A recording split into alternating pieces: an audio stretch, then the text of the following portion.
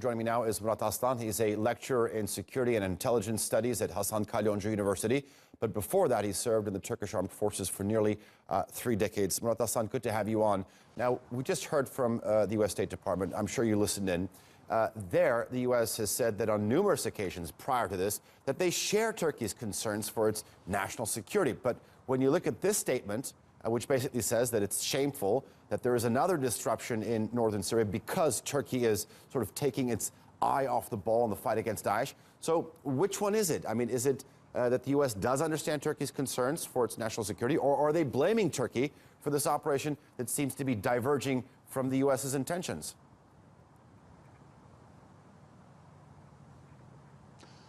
Good morning, Arjan. I think there's a clear challenge for diplomacy and international relations at all. The current status of the conflict in Syria indicates different complexities in epistemic language, and let me explain why.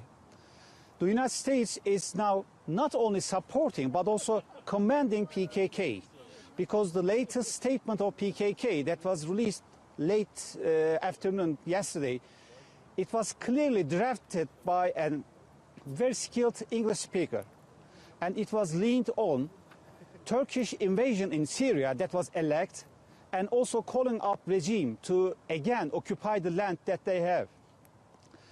As you remember, the United States is playing on the ground, but I do not believe that that's only for their own interests. This is my belief. And the second issue, the regime, Syrian regime, is against U.S. interests, but now the United States and Syria seems to be in contact by means of PKK against the U.S. ally Turkey.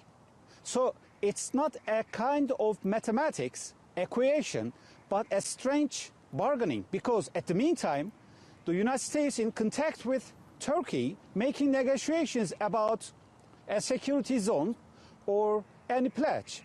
So there are contradictions. Diplomacy is stuck. And what I believe is that the United States should, first of all, review its own policies and afterwards should make a decision. And after all, what I believe is that what Çavuşoğlu meant is this: you must decide what you want and later then let us discuss. This is what I believe, Alican. All right.